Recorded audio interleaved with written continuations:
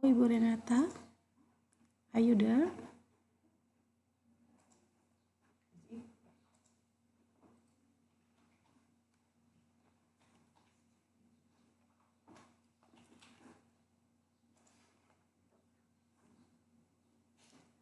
I think Ibu Renata still have a problem with the connection. So, I'm here. oh yeah, okay. Well, we will continue, Ibu. Sorry for the stable. Okay. Okay, please, Ibu. So let me share again my screen.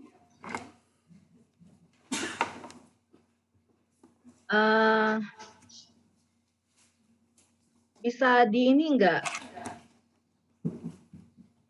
Saya nggak bisa share screen.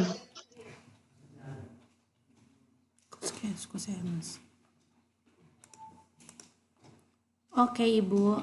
We will try to share screen from here. Aku mau share screen. Oh ya. Suara.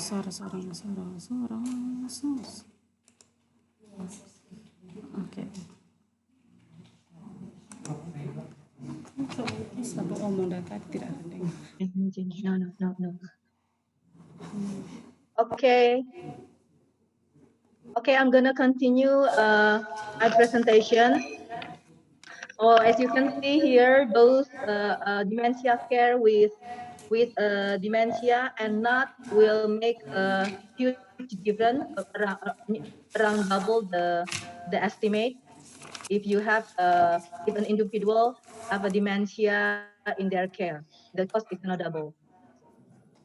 And as you can see here, the cost of Alzheimer's care in 2012 around 200 billion. This is just an example from where I am now in the US. So here people are covered by Medicare and Medicaid. Medicare is a health insurance or like health coverage. Jadi seperti BPJS in Indonesia. When an individual turns 65 and over, then they will be eligible to apply for a Medicare. And Medicaid is another kind of health coverage for people with low income. So even if someone age 65 years old, they are eligible for both of these, still they need to have something from out of their pocket around this number. And you can see the breakdown here. This number, it can be paid for the unpaid, for the informal home care, also for if someone goes to assisted living or a nursing home. So Medicare only cover a small percentage of the whole cost of dementia care. Now, can you imagine, kita pikirin ya, kalau ini terjadi di Indonesia, yang BPJS juga masih carut-marut, kemudian kebanyakan orang tua bergantung pada biaya sehari-hari dari anak atau dari saudaranya. This is also an example or a figure from the US related to payment from Medicare and Medicaid, ya seperti BPJS, seperti yang tadi saya sampaikan. From time to time the number is increased. So what is dementia? Ya, jadi mungkin banyak yang tahu dementia is not a disease, but like a group or a collective term for neurocognitive disorders, characterized by yang ditandai oleh penurunan dalam fungsi-fungsi kognitif. Kita tahu penurunan daya ingat, gangguan bahasa, ya, orientasi, mengambil keputusan dan perencanaan. Jadi dia bersifat progresif dalam artian dari waktu ke waktu, from time to time it's gonna get worse, and it's gonna impair the ability of individual to carry out ADL, ya, activities of daily living, seperti bebenah, ya, doing household chores, even bathing, or even just to feed, even just to pipis, maksud saya buang air besar, buang air kecil, hanya untuk tidur, itu pun harus dibantu.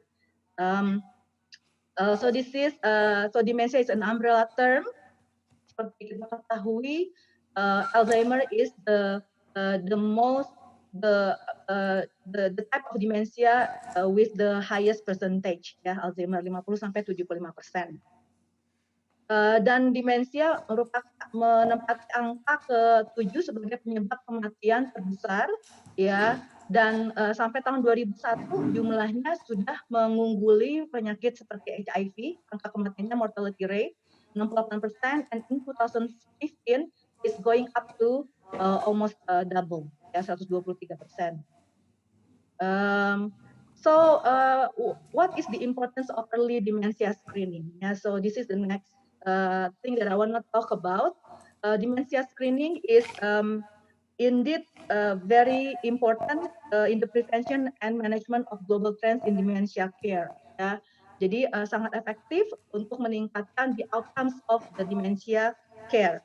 But the other important issue is how to screen for dementia. This is actually a statement that I always remember from my mentor, Profesor Trainer. Jadi walaupun saya udah nulis bareng, di citasinya tuh nama saya, tapi sebenarnya statementnya dari dia. Jadi beliau di sana sangat aktif dealing with people with dementia. Saya suka lihat dari video-videonya, walaupun belum pernah bertemu face to face. Tapi saya lihat ternyata bahwa bagaimana cara men-screening demensia itu juga bukan suatu perkara yang mudah buat klinisi. Ya. Dan an evidence show that diagnosing dementia is particularly difficult for culturally heterogeneous population because there is no gold standard diagnosis tool developed specifically for this population. And so we have to remember that Indonesia is an archipelago consists of 300 ethnic groups and languages. So we are very diverse culturally and linguistically. And so this is where there is a need for a dementia screening tool that will accommodate these differences, this diverse nature of Indonesian population or community. So this is just some of the benefits of early dementia screening, yeah, to improve the prevention and management of dementia, yeah, to give. And so if you are screened early, then you will have more opportunity to seek for counseling and what is next for me in my dementia journey. And also an evidence show that the early dementia screening can prevent progression from mild dementia to the next stage or even to a severe one. So is it a new thing, dementia screening tool? No, it's not. There are many other dementia screening before the RUDAS that we are going to develop in our project. Some of them are clock drawing test. So if somebody can, nih orang bisa apa namanya gambar clock properly, then it shows the absence of dementia and the other way around. The other tool that has been used is also the Montreal Cognitive Assessment. It's been validated and translated in Indonesia. I used it once in my project when I did therapy, cognitive simulation therapy, but it's also complex, and also although it has a picture, it's still very verbal. The other tool is Minicog, and seperti kita ketahui di klinisi in hospital, many physicians and nurses use the mini mental state examination. Ya, valid, reliable juga, but the one of the weakness is very highly verbal, just like the moderator mentioned before this. And not every item of the MMST, this tool, has the excellent ability to identify those with dementia and those who don't have dementia. And evidence show that the MM is the mini mental state examination score is very much affected by the demographic factors such as age, education, cultural background, language, and also gender and socio-economic status. So this is where the RUDAS comes because it is its ability to measure cognitive function in a very cultural and linguistic diverse population or community. It was developed in Australia for culturally and linguistic diverse population. So saya pakai ini ya, beragam latar belakang budaya dan bahasa PBB ya in 2004 ya. Jadi sejak itu many other countries has validated these tools it has high reliability and validity, and the items on the RUDAS complete some of the flows of the MFC. Other benefits is that the administration is relatively brief. It's take only like 10 to 15 minutes for each person. It's a standalone tool. Yeah, you don't need any other person to get information from your spouse or from the caregiver. It's portable because it's only like a piece of paper that you can print everywhere. And according to the author, after like 40 minutes video training, you can already use it after you get familiar with this tool. And it's also very cost efficient. Um, it doesn't need any other equipment in the completion of the questionnaire. It has high sensitivity and specificity. Kita tahu ya, sensitivity itu untuk melihat true cases, and seperti true cases. Kalau specificity untuk yang mana nih yang bukan mengalami demensia. Jadi sangat tinggi spesifitasnya kedua-duanya. Lalu untuk psikometriknya ya, antara lain reliabilitasnya itu juga sangat tinggi, iteratornya dan test retestnya. It's been validated in other parts of Australia, jadi nggak cuma satu bagian dari Australia, di beberapa bagian. Ini ada evidence-nya. And outside Australia, it's been validated in multicultural population using sebenarnya minimal 30 languages, but some of some of the literature that I have reviewed consisted of these languages. English, this is the nation where the countries where the RUDAS has been validated. So that's why we, because of all these reasons, we about 3 years ago we decided to try to develop the Indonesian version of the RUDAS. So we start with a literature review, and then we adapted the English version into the Indonesian version using professional English translator by using the back translation. And recently, we also have done a focus group discussion to explore the dementia care opinions on the acceptability and feasibility of the RUDAS in the Indonesian community. And the last stage will be the validation study of the RUDAS, the Indonesian version, in the Indonesian community. So I would like to share a little bit, although not everyone, not many participants here may be interested in conducting a literary review, but maybe this is just, I would like to share what I know so that maybe someone can benefit and can do the same study. So the purpose of the literary review that we conducted is to explore the applicability and the diagnostic accuracy and the predictors of the RUDAS score in older population outside Australia. Why outside Australia? Because actually there have been a literary review by Netfi et al. In 2015 where he conducted a meta-analysis. Meta-analysis itu seperti literature review juga, cuma lebih kompleks ya, ada pengukuran secara statistiknya. Yang saya lakukan, what we have conducted is much simpler, which is a literary review. So we target the 2-year difference, because Netfi et al. Itu 2015. What we have done, the literary review, starting all the evidence from 2004 to 2017. Dan juga fokusnya kita, kalau Netfi, fokusnya itu dia, Netfi fokus on everything in general, but within and outside Australia. But our literary review, the target of our literary review is the countries where the RUDAS is validated outside Australia. So that's our focus. This is the database. Some of these database I'm sure nurses here are familiar with, and we also use Google Scholar to expand all our search of every possible paper that meet our criteria. What are the criteria? This is the criteria, which is the inclusion. So we want kita hanya fokus paper yang membicarakan atau membahas diagnosis itu berarti melihat sensitivity dan specificity, psikometrik itu melihat reliabilitas dan validitas dari suatu alat. Jadi desain penelitiannya itu apapun, yang penting menggunakan bahasa Inggris dan fokusnya di luar Australia karena itu adalah fokus kita. Kalau ada beberapa yang menggunakan video dalam administrasinya kita nggak libatin. Jadi itu masuk dalam kriteria eksklusi. So that's our exclusion criteria.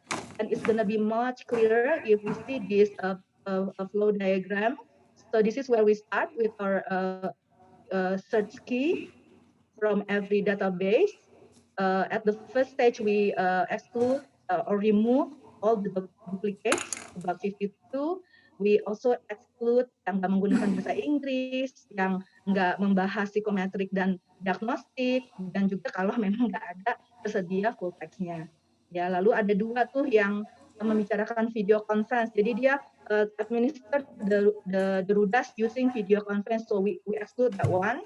And also pas kita baca-baca, ternyata tuh ada yang kayaknya menjanjikan, ternyata fokusnya itu outside in Australia, and that's not our target, so we also exclude that one. Satu lagi tuh tahu ya, ada di Australia juga ada populasi atau komunitas Aboriginal, nah itu termasuk Australia, jadi kita juga keluarin, itu cuma 1 artikel sih, so we exclude that one as well. So the result, ya kalau literatur review, resultnya berarti menggunakan thematic analysis, tadi saya udah tulis di slide. Ini tema-tema yang muncul, nanti akan saya jelaskan lebih ini dalam discussion-nya. Nah ini adalah bagaimana cara saya menggambarkan semuanya, ya. Jadi saya dari berbagai artikel itu, dari tadi itu ada 250-an yang memenuhi kriteria inklusi hanya 12, ya. Semua memenuhi kriteria inklusi. Jadi hanya fokus di luar Australia. Ini adalah negara-negaranya, Malaysia, India, ya, di Arab, di Spanyol, di Eropa, dan ini adalah bahasa-bahasanya. Jadi divalidasi di berbagai lingkup bahasa budaya yang berbeda. Ya. Jadi ternyata property diagnostic or the diagnostic property of the RUDAS is excellent. Ya, this can be seen from the mean sensitivity. Jadi saya urutin, kemudian dapatlah ini 80,9 and the specificity is 76.1. And then the area under curve, ini under curve is to show how the RUDAS perform in comparison to the gold standard, which is the MMSE. Ya, jadi kita kalau mau melihat performance satu alat, kita harus bandingin dengan gold standardnya apa nih. Nah kalau dementia screening, gold standardnya di seluruh dunia, bahkan di sini di Amerika itu MMSE. Jadi kita bandingin ke itu dan kita lihat dari nilai AUC-nya atau area under curve-nya. Dan ternyata ya cukup bagus ya, moderate 83 lumayan bagus, hanya ke 90 memang. Ketika divalidasi di luar Australia, ya, jadi termasuk sangat tinggi ketika diadaptasi ke dalam in the different language for dementia screening. So what does it show? It shows that it indicates that the RUDAS has the ability to discriminate between those with dementia and those who do not. And the items on the RUDAS in the in the adaptation version in different countries across the world has a good internal consistency, although the score or the coefficient is a bit lower than the original RUDAS, which is developed in Australia in 2004. And when we compare it to the previous systematic review and meta-analysis, as I mentioned before by Nafi et al. 2015, the mean sensitivity of the RUDAS is higher. Jadi kalau dibandingin sama penelitiannya meta-analysis atau literatur review sebelumnya yang oleh Nafi itu punya saya itu lebih tinggi. Jadi kalau fokusnya di luar, ternyata lebih tinggi ya dibandingin kalau literatur reviewnya digabungin di dalam dan di luar Australia, begitu. Walaupun spesifikasinya sedikit lebih rendah. Nah, hal apa yang mempengaruhi performance RUDAS ya? Antara lain adalah activities of daily living (ADL). Itu has a significant impact on the RUDAS score, and also that depression did not, ya, tidak berdampak pada skor RUDAS. Nah, kalau dibandingkan seperti yang disampaikan, we need to compare it to the gold standard, which is MMSE. RUDAS ini has a higher correlation, positive higher correlation from the MMSE when it's used in outside Australia or the non-target countries. So this indicates that RUDAS is comparable, has the same accuracy as the MMSE in predicting dementia. And the RUDAS, validated RUDAS, is not affected by language, education, gender, and age when compared to the MMSC. Tadi saya sudah sampaikan ya kelemahannya MMSI ya, ada evidence-nya ya bahwa MMSI itu dipengaruhi oleh beberapa faktor demografik ini. Nah kalau RUDAS itu enggak ya, ini dikonfirmasi oleh artikel yang ini, Nielsen 2013. Tapi walaupun the original RUDAS study say that RUDAS is not affected by education, some of the papers that we reviewed show that the RUDAS is still affected by education. Ini beberapa negaranya yang meneliti itu ya, di Arab, di komunitas menggunakan bahasa Malayalam di India, bahasa Thailand di Thailand, di Spanyol menggunakan bahasa Sama, terus di Denmark tapi komunitas yang menggunakan bahasa Turki gitu. Jadi ternyata masih bias oleh pendidikan ya. Ya, sebenarnya masuk akal juga karena kan ini mengukur cognitive function. Ya, ini tadi pengulangan saja. Nah, ini adalah gambarannya atau statistiknya yang menunjukkan bahwa 7 paper ini menunjukkan bahwa ada effect of years of education on the performance of the RUDAS. And so, why is the RUDAS is more reliable than the MMSE? Ya, beberapa alasannya adalah the use of picture on the RUDAS made it easier to complete the questionnaire, the RUDAS questionnaire. It consists of 6 domain, jadi ada 6 domain ya. The body orientation, alternative hand movement, alternatif bergantian, alternately, cube draw, jadi lansianya atau partisipannya diminta untuk menyalin gambar kubus. Dari situ kelihatan bahwa beberapa lansia yang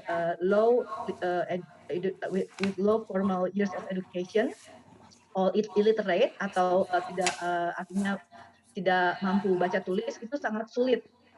They find it very hard to copy the cube drawing.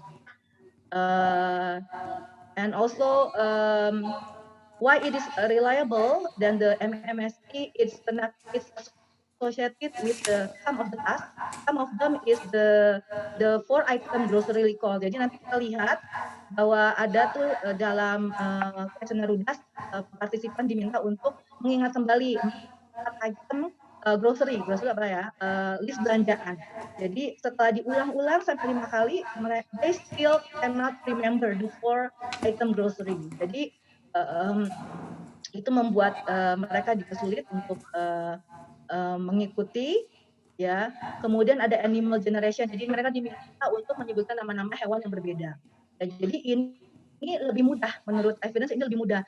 It doesn't take a high cognitive function, just what required in the MMSD. Jadi tas-tas ini, domain-domain ini pada RUDAS itu easier than the task required in the MMSD. And there is not much requirement or task in reading. Jadi it's not as verbal as the MMSE. Jadi nggak terlalu baca. Bahkan kita bisa bacain. Nah itu sedikit. That's what I can share about the literary review that we have conducted, and this is where you can access it. This is the report we published last year. So the next step is the RUDAS adaptation from English Indonesian. We've done this one. It was so the original RUDAS was translated by professional English to professional English translator, not me. So we hire people and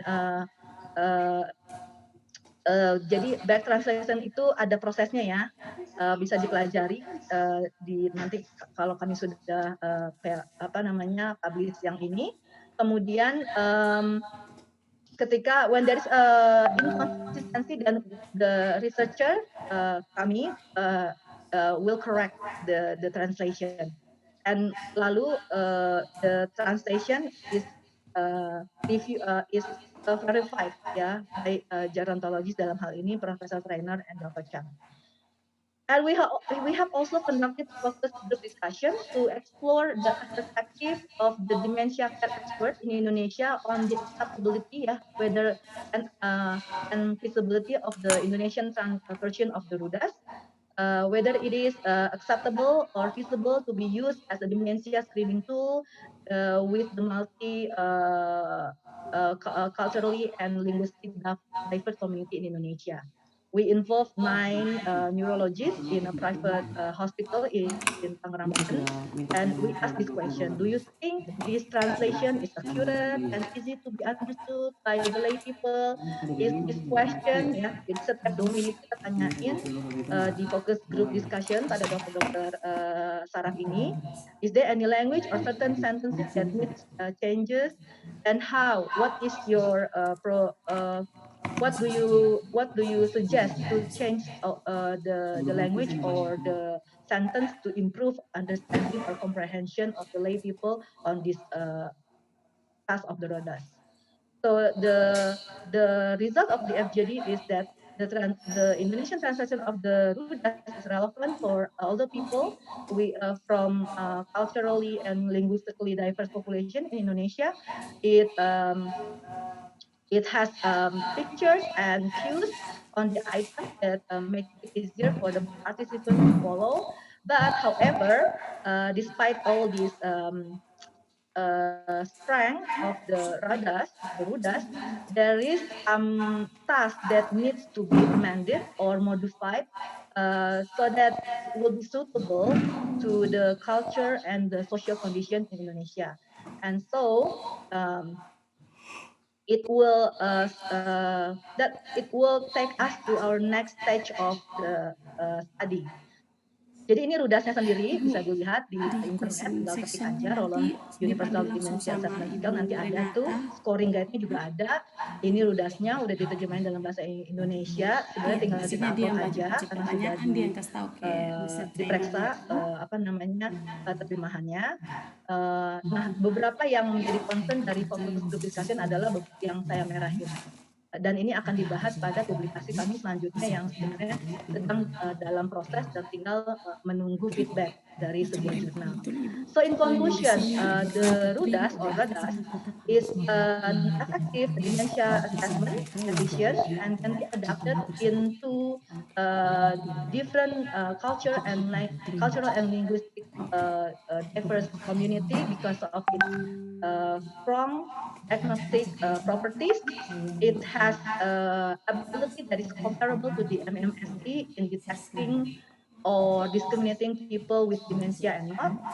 The development of the RUDAS needs a consensus or an agreement involving different profession, dementia care experts such as physicians, neurologists, nurses, and also the users, the end users, which are family members of people with dementia, as suggested by William et al. in adopting a certain Western-based measurement tool. And so for research implication, future research implication, we need to validate the RUDAS, the Indonesian version of the RUDAS, in using a proper parameter statistics such as reliability, test reliability, internal consistency reliability, and also inter-rater reliability, and to compare it with the gold standard, which is the MMSE. So this is our references. Thank you for your attention. Maaf ya buru-buru supaya lebih banyak waktu to ask question and for discussion. Thank you.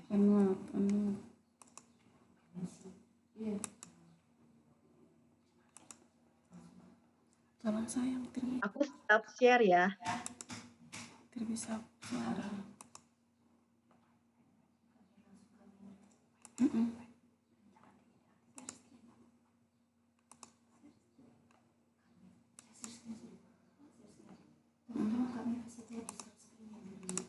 Okay, thank you so much, Ibu Renata, for the very interesting and deep overview about the RUDAS in Indonesian community. What I get is RUDAS is effective and efficient dementia assessment tools that can be adapted into various cultures and language because it has strong diagnostic properly. So we are going to question and answer session, and I will share the answer. But before that, in this session, Professor Trainer and Ibu Renata will give feedback for your question. Ibu Renata will lead us in this session. So before we are going to the question, I will introduce for all of you Professor Trainer.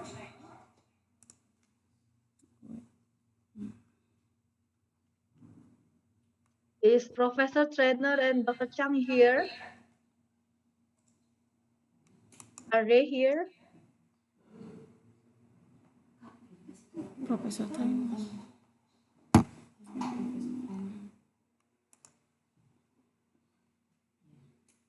Oh, we are on mute. Please unmute. Okay.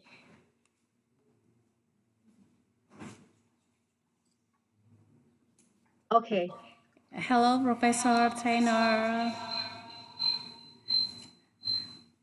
So Good I think. afternoon. Hello.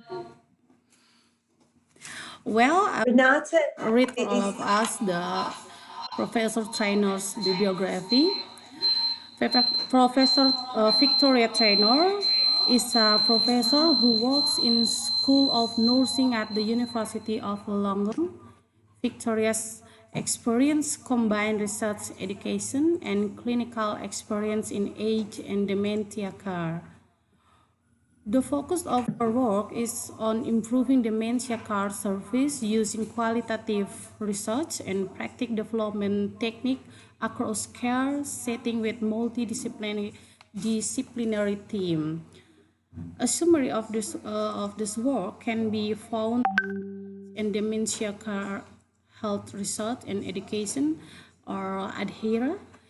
Key achievement are development of a range of resources for delirium care, including national clinical pathway, nursing and multidisciplinary dementia care competencies. Interactive workshop for the implementation and person-centered care and dementia-driven decision aid DDA booklet. Current projects include evaluation and physical activity program for individuals living with a dementia in residence accommodation, special observation practice in acute care setting, and evaluating the effect of dialect of the health and well-being of the older people. Is that right, Professor? Okay. yes. We are going to read all the questions, but well, I will share the question. There is two type of question from Prodi Keperawatan BK Bubak. So maybe Ibu Renata and Professor Trainer will answer this question. How do you deal with the dementia patient during COVID-19? And the second one is, has the dementia screening pool been implemented in other countries such as Indonesia? How do you know that someone affected by the dementia? Maybe this is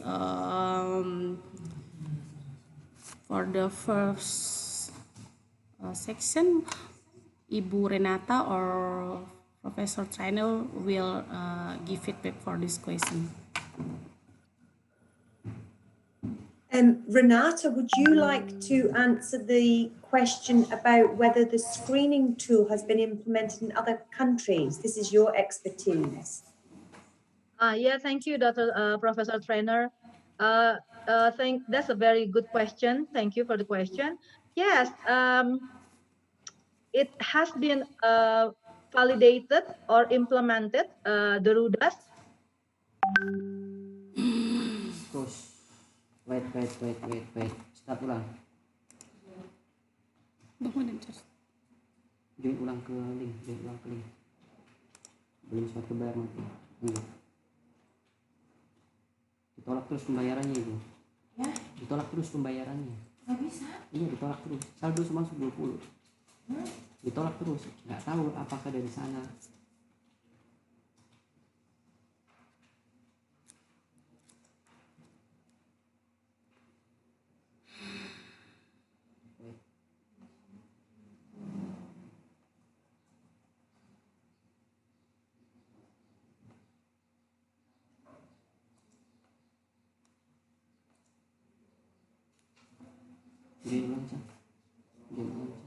I already rejoined us, but seems like no.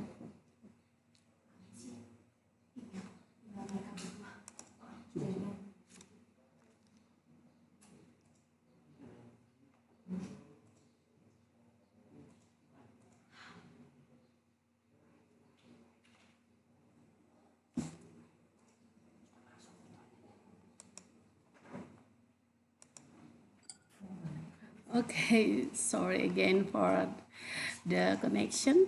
So we will start again with the questions. Hello, Rita.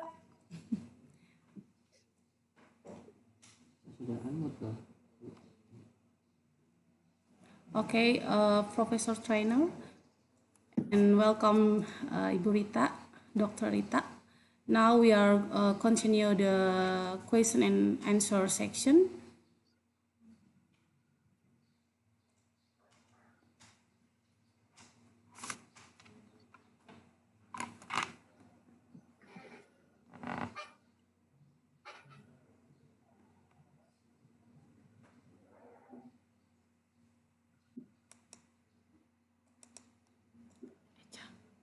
Share screen.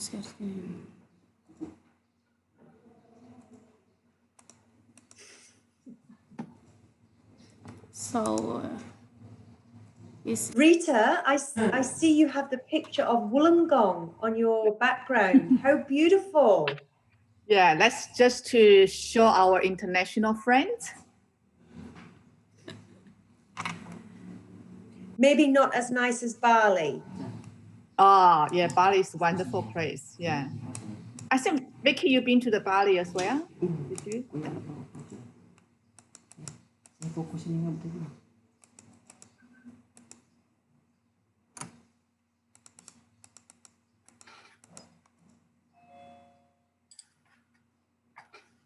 so? Wait a minute.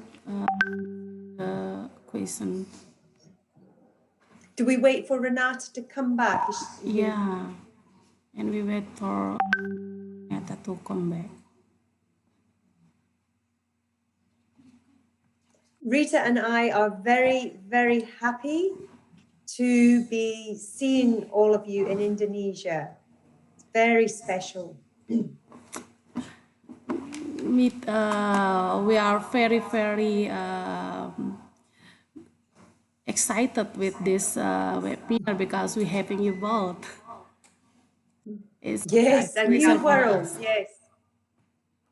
Hello. There's Renata. Yeah, welcome back, Ibu Renata. Yeah, thank you. So, yeah, jawab pertanyaannya. Yes, Ibu. Okay, so thank you for the questions.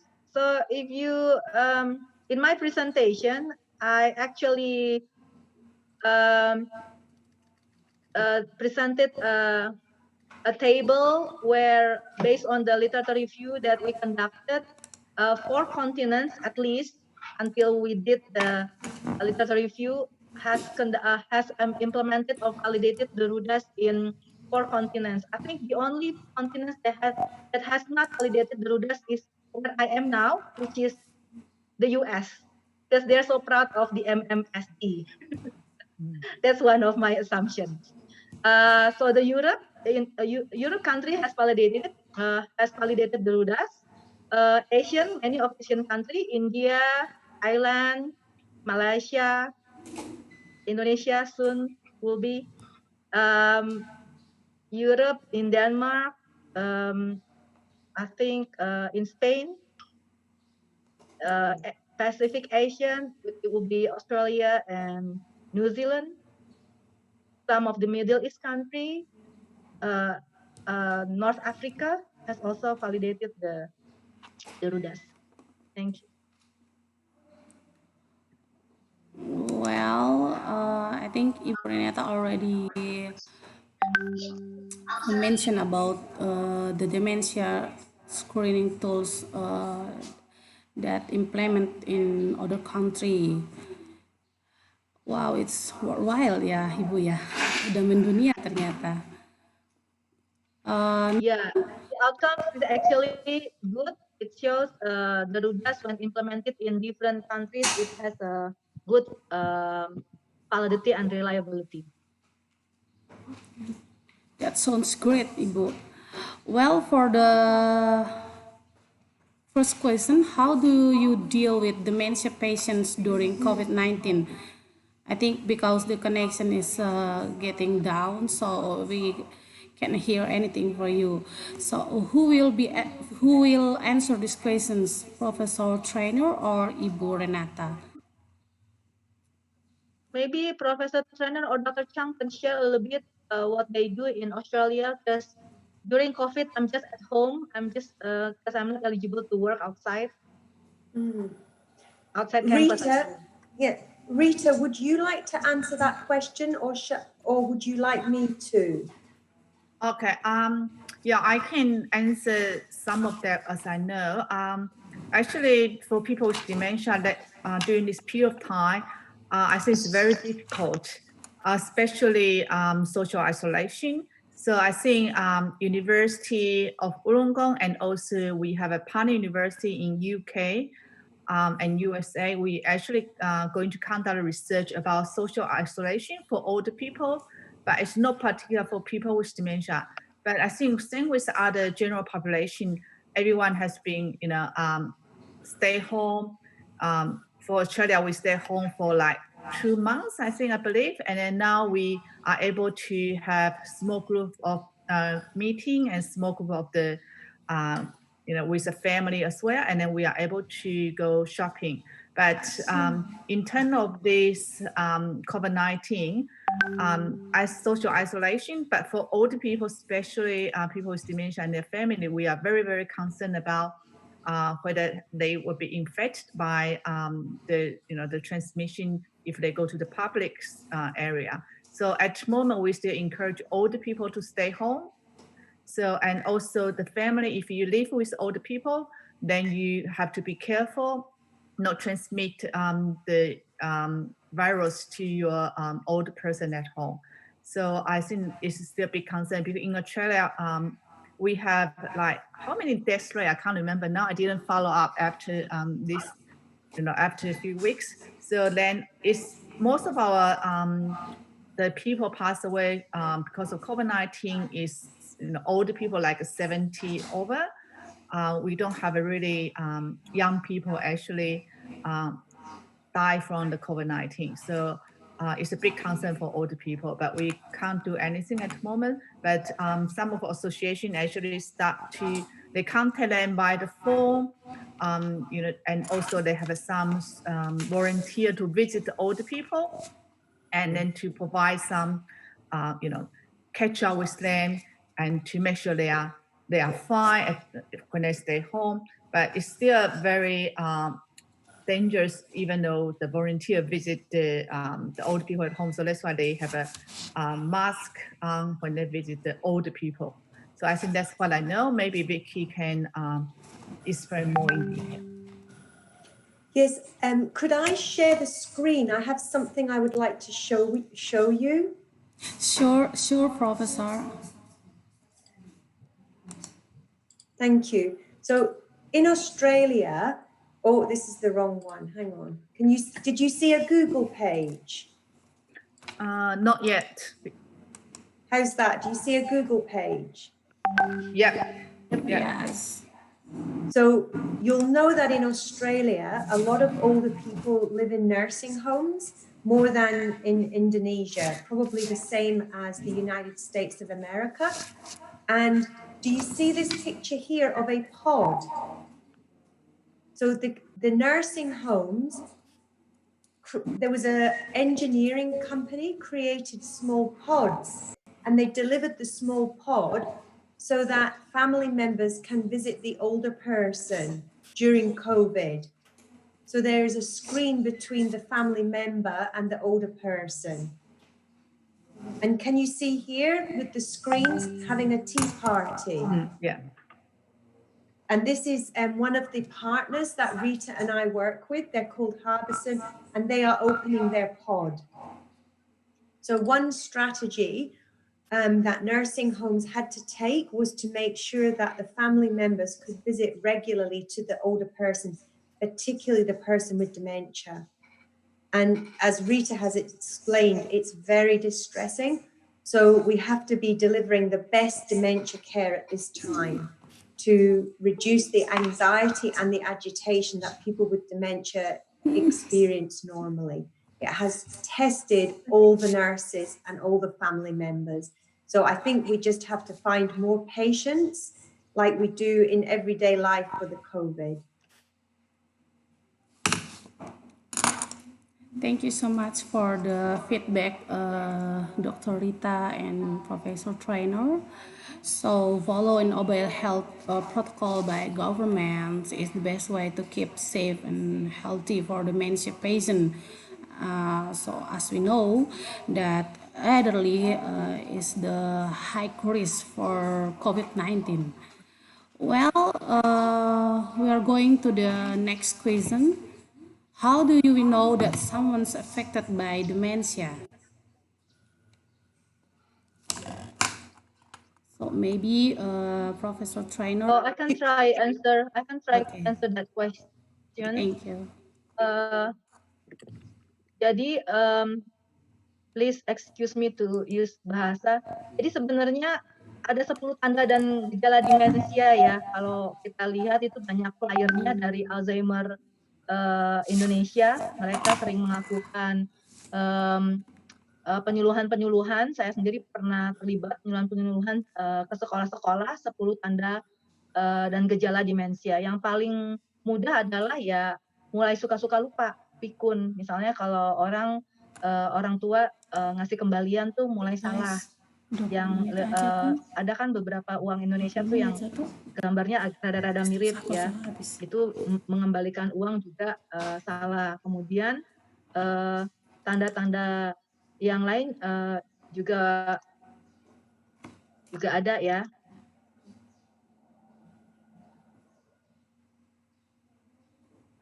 Oke. Misalnya sulit fokus ya, jadi sangat sulit untuk it's hard to maintain attention on a specific focus.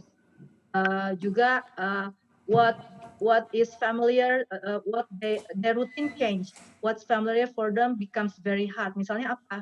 Misalnya ya BAK, BAB, hal-hal yang biasa dilakukan menjadi begitu sulit. Kemudian apalagi sulit memahami visual spasial. Visual spasial itu misalnya apa? Kita kalau mau nuangin kopi ke cup itu bisa tumpah-tumpah gitu. Jadi persepsi ruangnya itu udah mulai berubah. So their visual spatial function has altered, decline. And also difficulty in communication itu juga one of the symptom. Easy to very disorganized in putting things not in their own place. Hard to make a judgment, make a very simple decision in everyday life. Some of them also isolate themselves. They don't go to the social event that like they used to attend. Biasanya dia pergi arisan, ibu-ibu, pengajian, atau acara-acara church, gereja, itu mulai menarik diri ya, karena merasa udah mulai sulit mengikutinya. Jadi kalau nanti ini bisa sih saya share the 10 symptoms, signs and symptoms of dementia, Alzheimer dementia. Begitu. Wow, Thank you for the great explanation. Mungkin Professor Trainer or Dr. Chang can add to it. I think you did an excellent job, Renata. Thank you. Well, this is clear enough for us. Now we turn to question from Medan from Tiorma Pohan. The question is, can RUDAS be applied by elderly carers? So this family or elderly can slow down the dementia process. I think maybe the questions mean is how to slow down the dementia process. Can RUDAS do that? Yeah, thank you for the question. I think I will try to answer this question. So what I have in mind when the Indonesian version of the RUDAS is ready and has been validated, then I would like to Sedikit lagi. do a small seminar in different parts of Indonesia to kind of introduce the RUDAS and how to deliver it to administer it to elderly. And so it's gonna take some health headers in maybe puskesmas staff to learn about this particular tool. It won't be that difficult. In fact, evidence shows that it takes like only 40 minutes training through video. So sebenarnya ada videonya ya, ada caranya online, bisa juga sih. Cuman maybe it's much easier if everything is translated into Indonesia and to accommodate the different tools in terms of cultural difference begitu.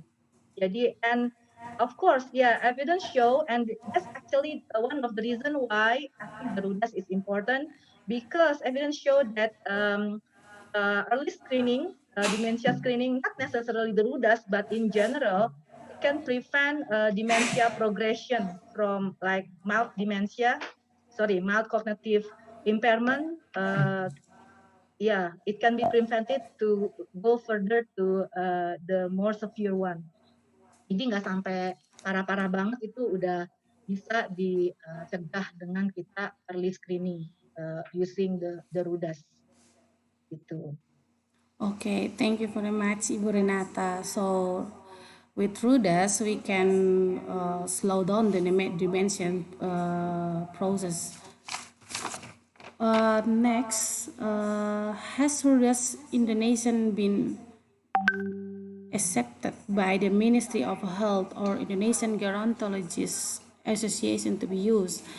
Mungkin maksudnya apakah RUDAS ini sudah diterima sama Kementerian Kesehatan dan asosiasi? Yeah, betul.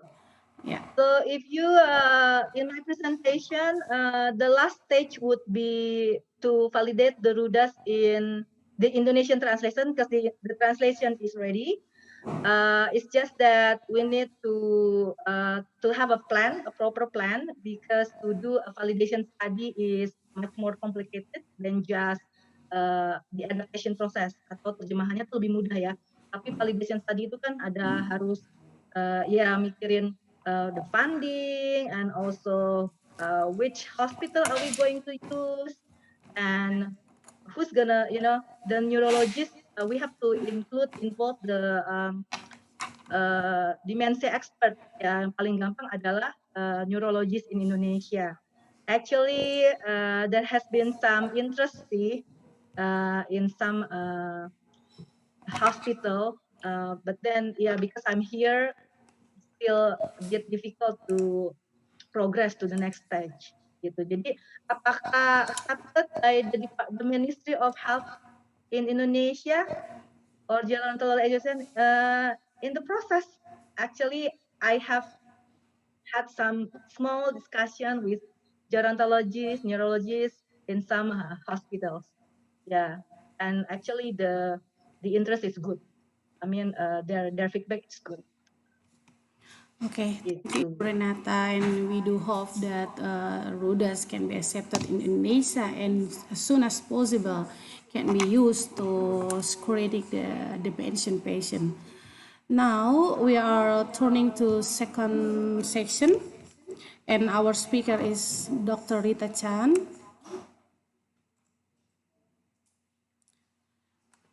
Hello, Dr. Rita. Okay. Dr. Rita Chan ada ini nih. Sir, Doctor. Okay.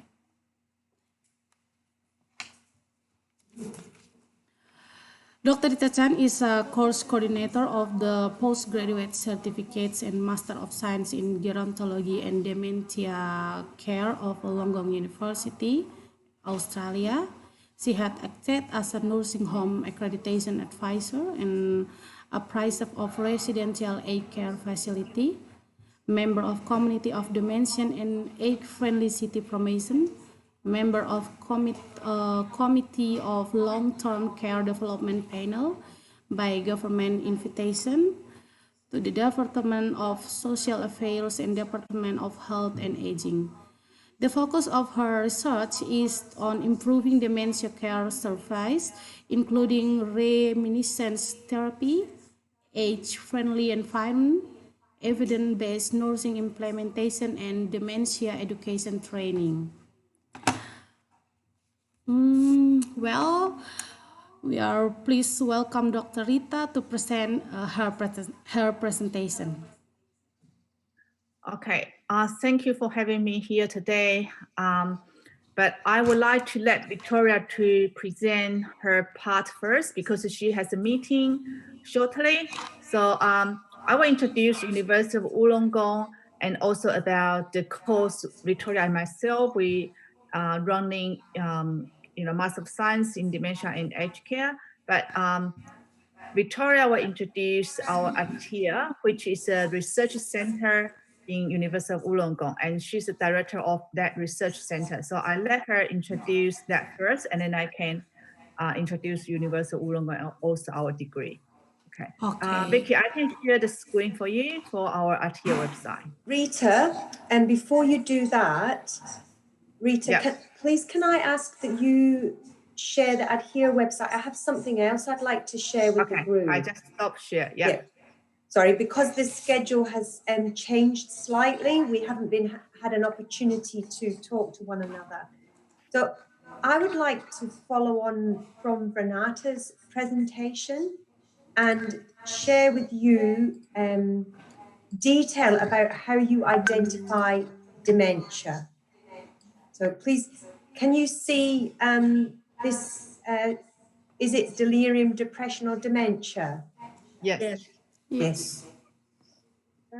So you had a very excellent question about how do you know when somebody has a dementia?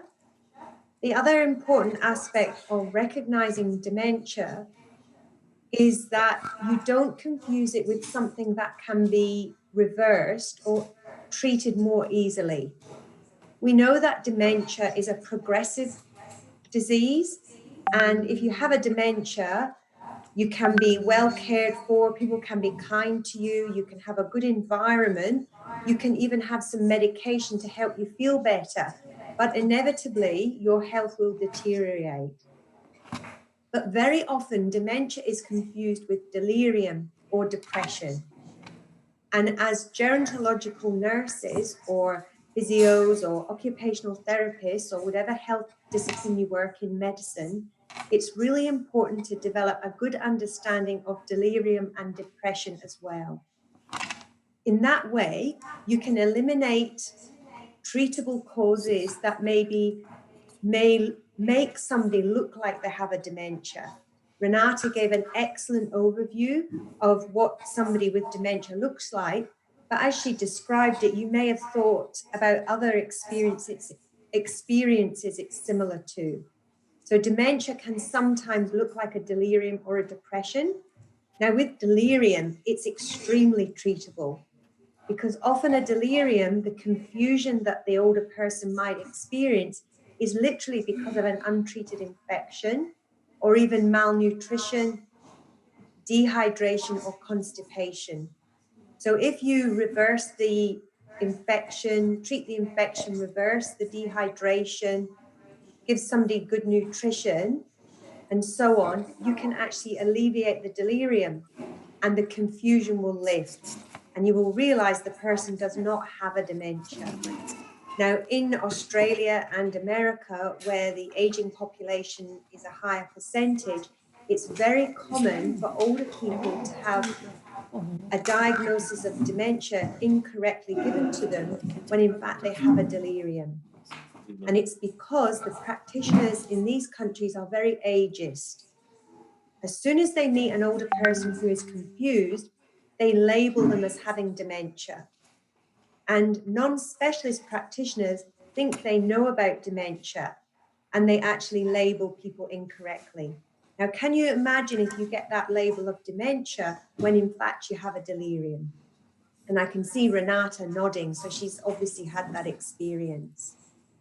But we also confuse depression with dementia. So older people who experience social isolations through COVID, for example, are very likely to experience a depression.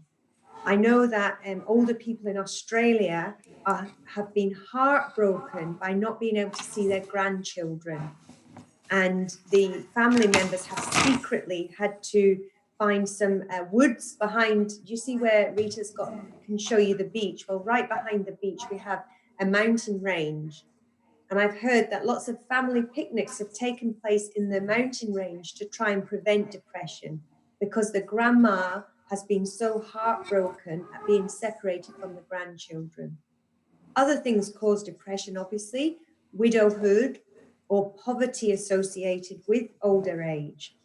But again, we need to be able to identify the depression, put in a treatment plan, and you'll suddenly see the person becomes socially active, their mobility improves, and all of a sudden they don't look like they have dementia. Now, what can also happen is a person with dementia can have a delirium and a depression on top of the dementia. Now, that person becomes very unwell, very debilitated. They become immobile, very withdrawn, extremely confused. And a person with dementia can have a certain stable level of confusion. If their confusion becomes more than you're used to, it probably means they have a delirium or a dementia. And in gerontological practice, we often say we have to be detectives, because the person with dementia might not be able to tell us how they're feeling. They might not be able to use the words to actually express a pain or a depression. And so we have to be real detectives. And the key to a successful gerontological practitioner is getting to know an older person, finding out what their personality is, finding out what their hobbies are, what do they like to do, who are the important people to the older person. When you find out all these things, you can actually discriminate between the dementia, the delirium, and the depression. And you can help the person with dementia feel as physically well and mentally well as they possibly can be, despite having a dementia. So I just wanted to share this with you, because this is a common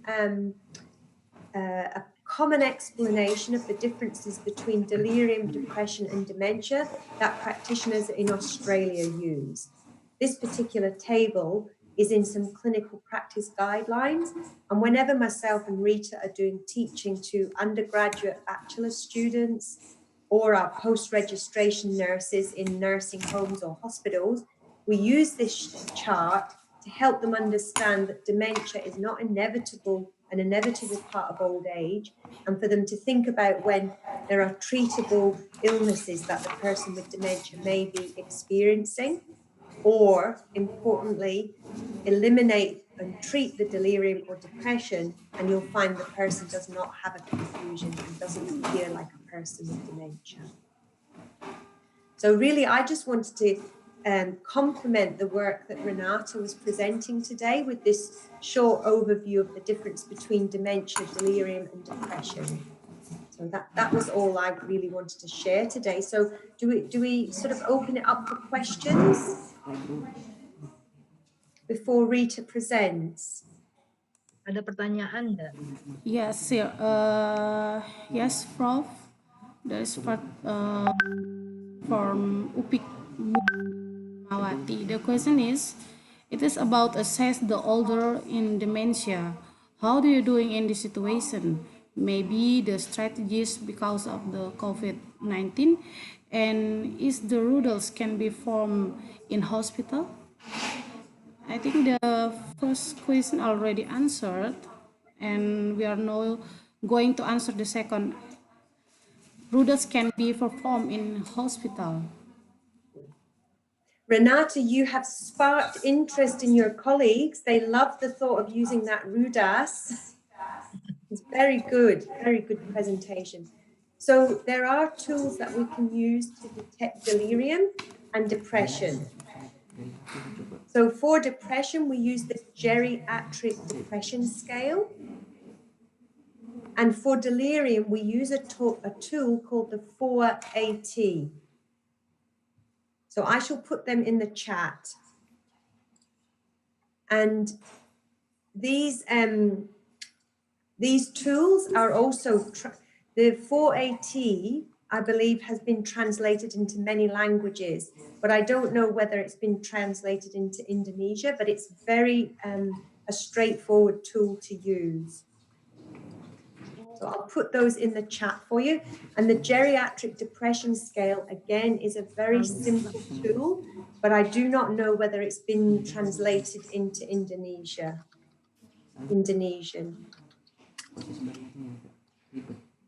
But I think that the big lesson is that we need to learn to use these assessment tools so that we can actually do our detective work and demonstrate and find out what is really happening for an individual, and not to have the ageist attitudes that we think they have dementia. And if you're interested, myself and Rita can share resources with Renata, and then she could forward them to you to learn more about these other assessment tools. This assessment tool, especially for AT, you can find from our website, because recently we created four videos about how to use 4AT. So I think that's available in our here website, and Vicky is going to show you the website, so you can visit the website anytime, and then you can see what research we actually conduct. Okay, so here's this document that I showed you is on our website. So I go to the share. Here we go. So this is our group, and we are very active producing resources that you can access for free, and you just download the resource off the website. No need to register or anything. So here we have our topics, and each of the topics has a set of resources. So the delirium resources is very substantial because we have done a lot of work in delirium. And this is the document that I shared with you now. What do you need to know about delirium? And here we have videos showing you how to use the tool. So we have our experienced nurses role play. They, act as the nurses. They are nurses, but they act. And in Australia, I don't know if you know that the aged care sector is very dependent on international nurses. So whenever we go to nursing homes to do teaching, there are people from Vietnam, from Malaysia, Indonesia, India. It's a very diverse group, and the video would show you how to use the tool. Literally a face-to-face lesson as a video. And then we have online modules to teach you about delirium. The other one that I would like to show you, and Rita is the actor in this one, so you have to go and watch this one. There is a tool called the Abbey Pain Scale, and Rita is the nurse in this one. Is there a pic? There we go. There's Rita. So the Abbey Pain Scale is a special assessment tool to help you identify pain experienced by people with dementia. Because people with dementia are like children in that they cannot tell you where in their body they're having the pain. They have the pain, but they can't say it's in my knee, or it's in my shoulder, or it's in my stomach. And so we have to use alternative ways of discovering why a person with dementia, where the pain is. So we all know what it's like when we're in pain. I think everybody knows how grumpy we get and how short-tempered and, you know, annoyed with our families. And so a person with dementia is exactly the same. Now, we might think the person has all of a sudden become agitated and their dementia has got worse. But if you find out where the pain is and treat the pain, all of a sudden they become calmer. And it's as if the dementia has not got so worse. It's as if the dementia has improved. So this is another resource we recommend you have a look at. And it's these Rita and a nurse practitioner acting together to show you how to use the tool. So it's very excellent. And Renata, we must get you over to Australia to do a video on using the RUDAS, I think. Sure. I think maybe your friends in America might help us make a video of the RUDAS. That would be very excellent. And the 4AT, which we talked about earlier, has been tested in Australia for use in culturally and linguistically diverse communities. So like the RUDAS, the 4AT is valid and reliable for multicultural groups in Australia, but we don't know whether that would translate easily to Australia. So Rita, is there anything else we should share with the group about our Adhere page? I think from the topic here, if anyone interested in doing the research from the topic we actually have on the topics area, then you can contact Vicky and myself. I think Renata is one of very successful cooperation, and we work with Renata for ROWLAND, and also I think we start to have some cooperation, and I also been invited to Indonesia. I think it's 2 years ago. Yeah, so we are very, very international. So we really help, want to duplicate our research to other countries as well. One big happy family across the world. Okay, thank you for the explanations, Professor Trainer and Dr. Rita Chan. I think that's the only one question for Professor Trainer. Now we turn to... I have to go now, so I'm so happy to have met you all, and thank you so much for the invitation to participate today. Thank you so much, Prof. See you next time. See you next time. Well, now we... That's fine. I can answer the question if you have questions. Yeah.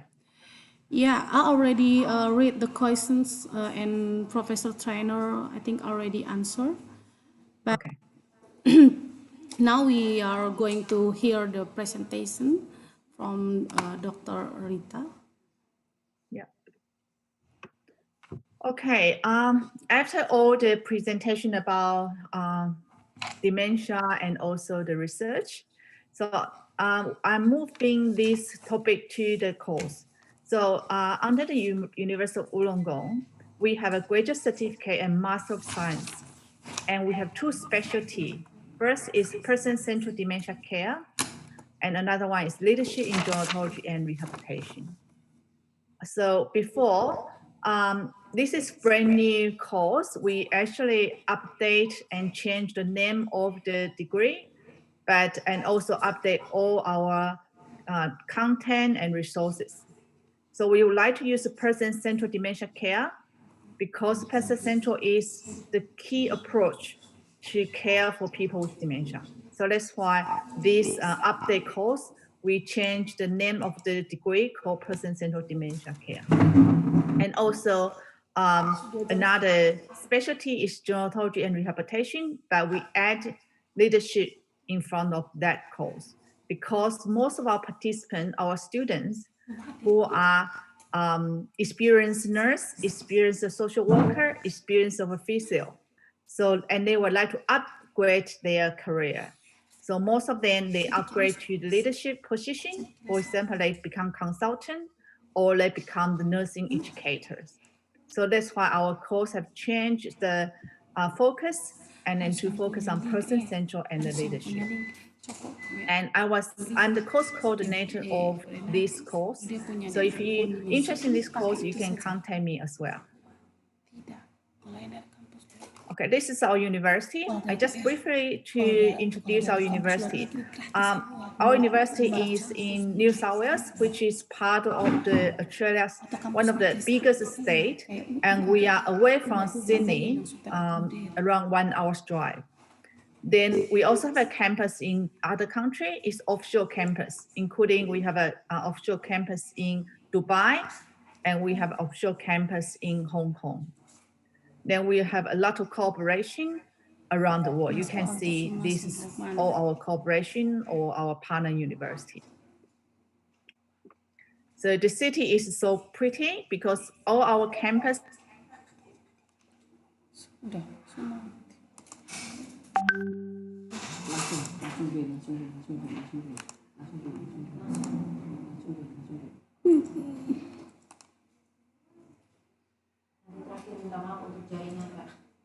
Iya. Saya juga nggak bisa masuk, connecting terus sih. Masuk. Masuk ke kos tinggal langsung masuk. Sampai. Bisa dari situ.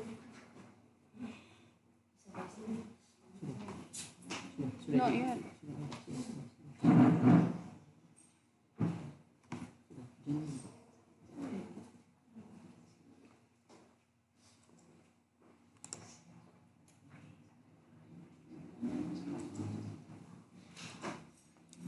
Masuk.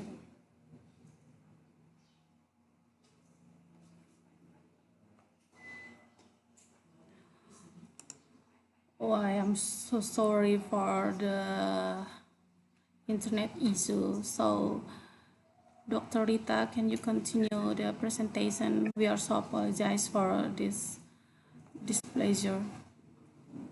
Okay, so if you stop sharing and I can share my slide, thank you.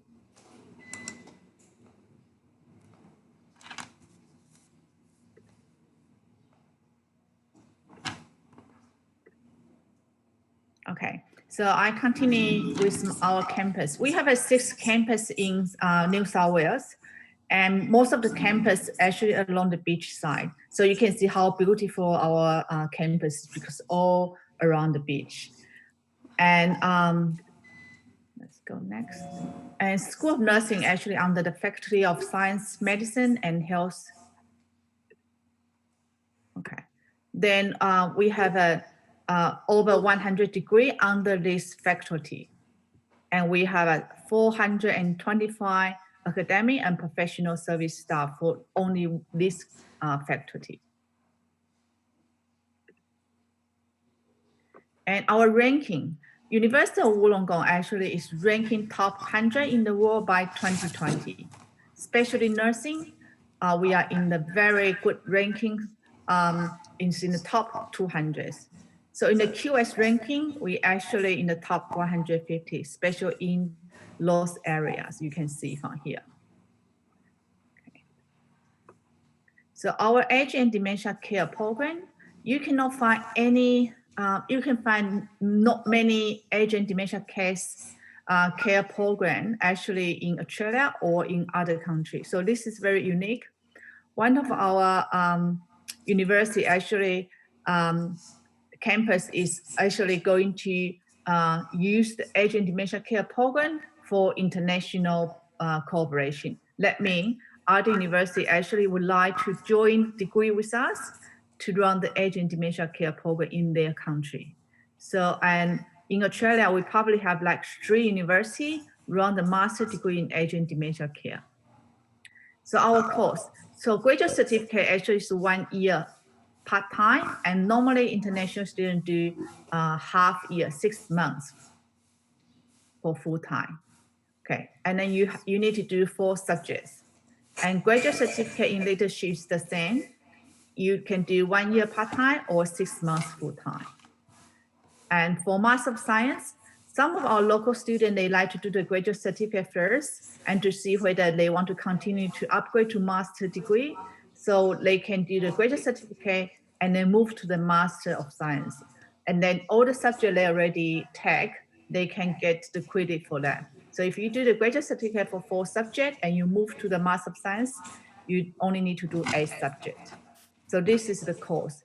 And Master of Science is 1.5 year full-time or 3 year part-time. And the special of our course is flexible and multidisciplinary and also student-centered approach. What's that mean? We learn from the industry expert. So I'm not the only one teach this course. We have a nursing educator, we have a nursing practitioner, we have many experts from different disciplinary. They come to teach this course. So we invite the at least master degree or PhD degree expert to teach our subject. And also the unique of this course, as I mentioned before, is person-centered care, rehabilitation, and also the leadership. Okay. And all our content actually is related to the workplace. So that means we will ask you to do some activity in your workplace. For example, we ask you to observe the environment where you work. For example, one of our nurse who work in the nursing home, and we ask her to observe the environment in the nursing home and what can be changed to be friendly environment for people with dementia. So one of the students actually, she observed that during the dinner time, she observed if she turned off the television during the dinner time, will that reduce the anxiety of the resident in the nursing home? Because sometimes in nursing home, we have dining room, the people come to dining room to have their meal, and then we turn on the television and we turn on the music. So the environment is not very calm and quiet for them to have their meal. So that's why she tried to turn off the television and have a soft music during the meal time to see whether the people with dementia, they can finish their meal, they won't wandering around because too many stimulation were affecting their mood and also their fear anxieties. So this is one of the activity and assignment we ask the student to do under one of the subjects. So our content also assessment is relevant to the workplace. So our students who actually work, most of the students work in hospital or nursing home, so they really like the course because they feel like they can apply what they learn to their workplace. And the course is studied online, so you can study fully online. So nowadays in Australia, we most of university we have an online course, so the student doesn't need to come to campus. But we do have a face-to-face for the, especially for international students, and to help them with assignment, and also for them to have an opportunity to see other students. So we do face-to-face and also online. And some of our students actually from Western Australia, and we have a student from Singapore as well. And I have students from China and connect from the online Moodle side to learn this course.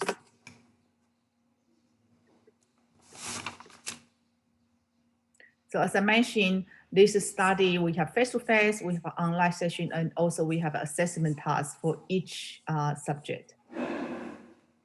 As you know, in Australia, the master's degree, we don't have any exam. I don't know whether it's different with your degree in Indonesia, but most of our master degree, we don't have any exam. We only have assignment.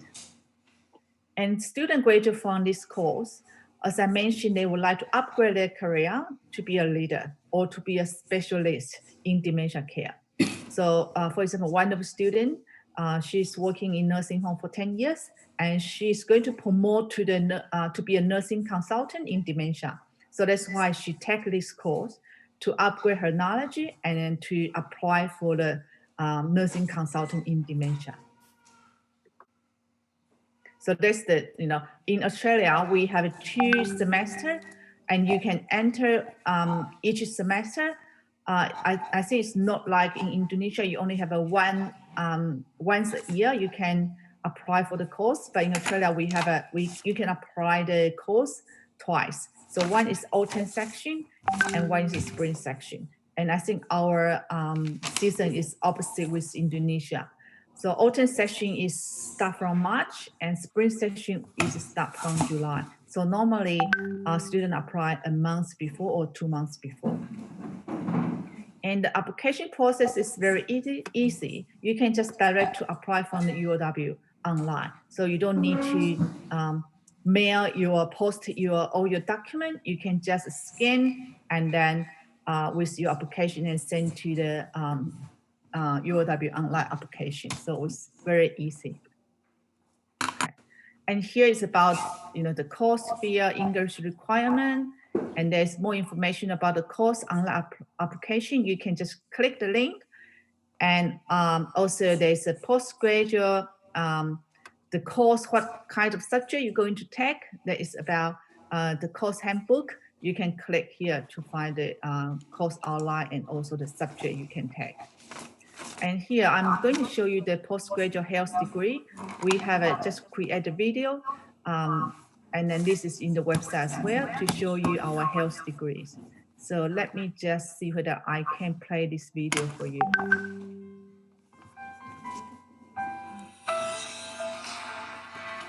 It's only 1 minute. Can you see that? The course prepares students for leadership roles in health and management and leadership more generally. From the context that you start with yourself. So in the health context, we work as part of a multidisciplinary team. Doctors, nurses, allied health professionals, all key stakeholders such as administrators, consumers, patients and families work together across a range of environments and skill sets. So even if you're not in a position with that title already, you are required to have leadership and management skills in whatever you're doing. And you can build on that as you progress throughout your career. The learning opportunities. Sorry, can you see the video? No. No? Yes. Okay, let me share again, sorry. You need to exit the share screen and then go back there. Okay, yeah. Can you see now? Yes. Yes. Okay, good. The course prepares students for leadership roles in health and management and leadership more generally. From the context that you start with yourself.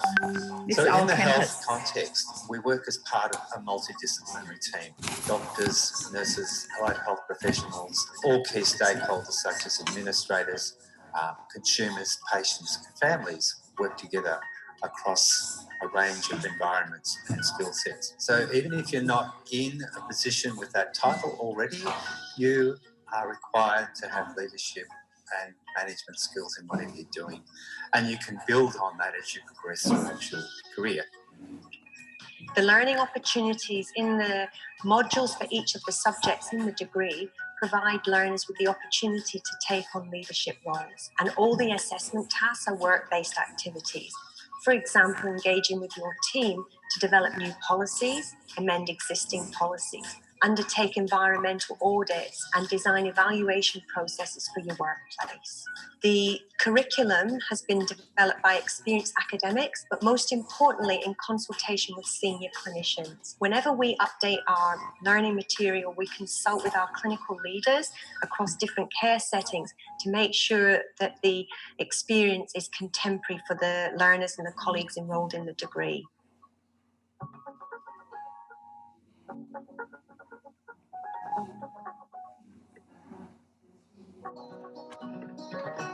The course prepares students for leadership roles.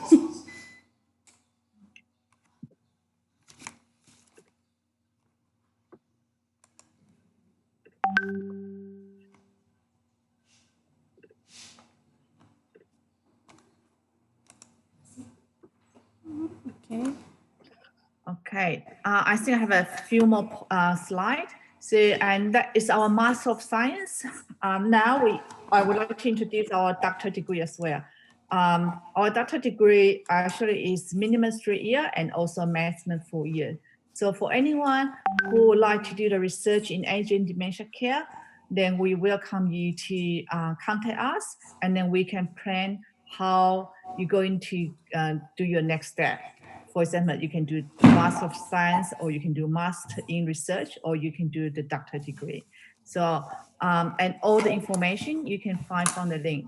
And I give the permission for everyone to share this PowerPoint to everyone, so you can download the link and you can have a look at all the information. But also, I think you can find my email here. So if you have any questions, you can ask me later on as well. Well, thank you so much, Dr. Rita.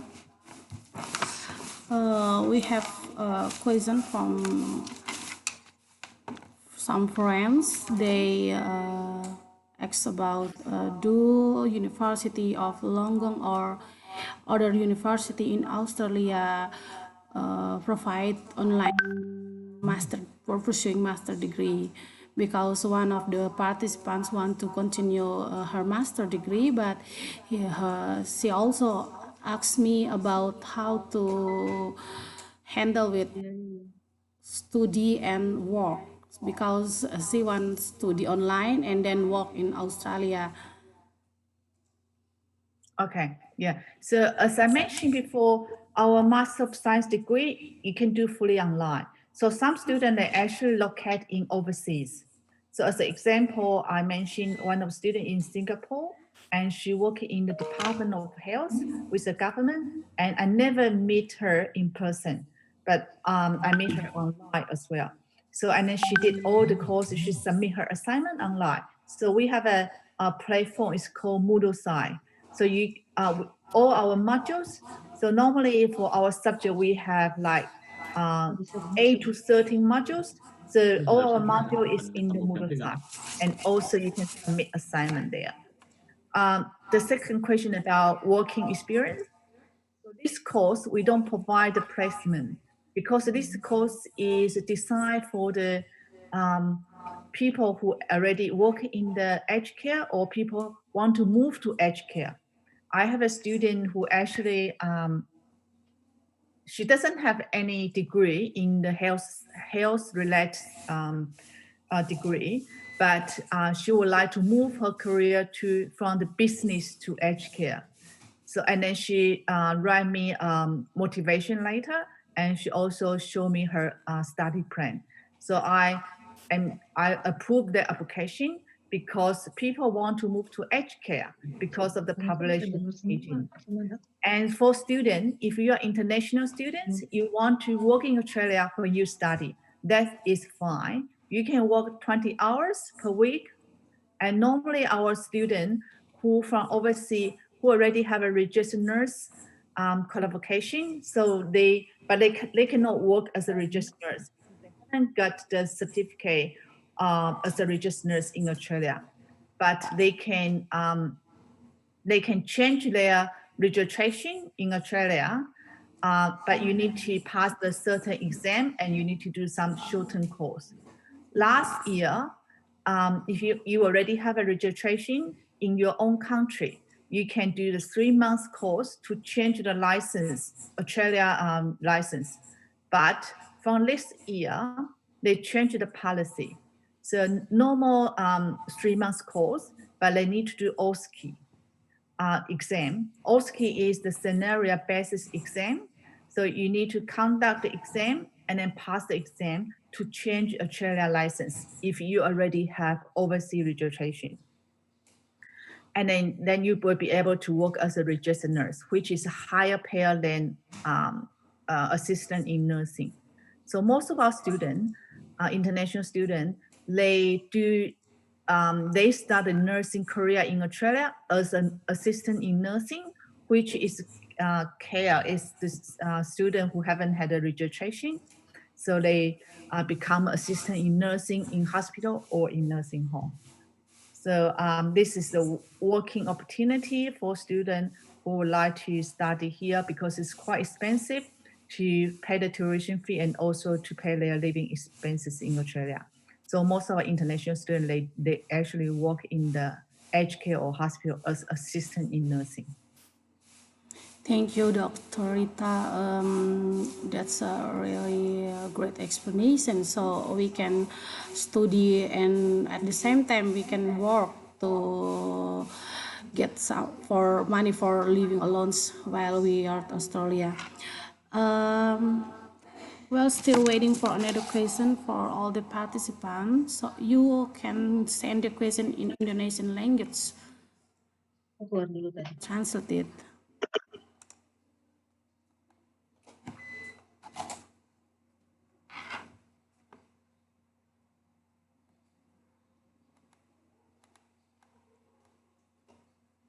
Okay, I think isn't anymore. It's quite clear. So thank you for the nice introduce of the campus, Dr. Rita, and of course the programs that University of Wollongong offers. I'm really interested, and I hope that one day I will visit your campus. And then thank you for the new insight for all of the speaker, Professor, trainer, Dr. Rita Chan and Ibu Renata. We really gain a lot of information, and of course this will expand our knowledge and skill in the health field, especially for nurse. And then this is gonna be a rapid closing. I think I don't have a closing ceremony because we do the seminar online. So thank you very much for the speaker for the presentation and the insight we provide from those presentation to the discussion. Thank you very much for the participant for your time to provide respective to the speaker presentation and also the kind feedback from each of speakers. This is the end of our webinar. See you again in the next webinar, and it's very, very nice to collaborate with all of you. Thank you. Bye. Bye. Bye. Terima kasih ya panitia semuanya. Makasih Dr. Terima Chan. kasih Kak Uli. Thank you Dr. Chan. Ya. Bye.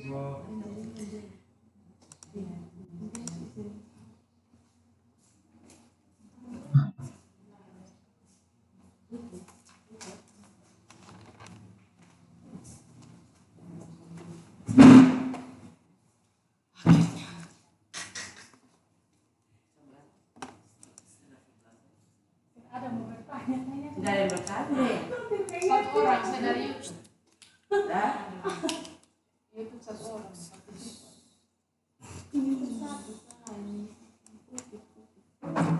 Bukannya ada yang dari Medan itu? Iya.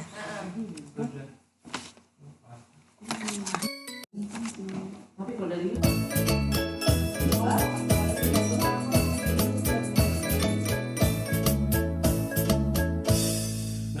kuku manu nakapu gedena gede bana nakapu gedena na oka banga na bana malena na punni kela nakapu gedena yo mai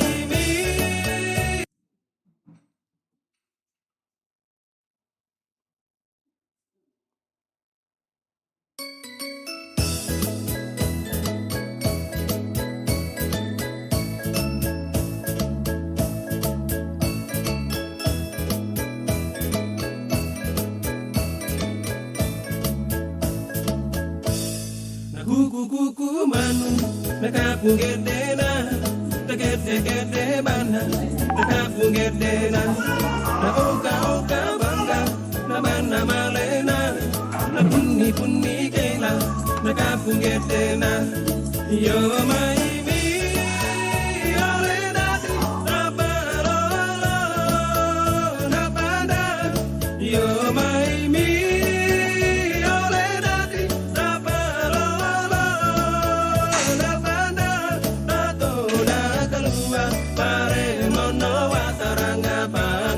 ada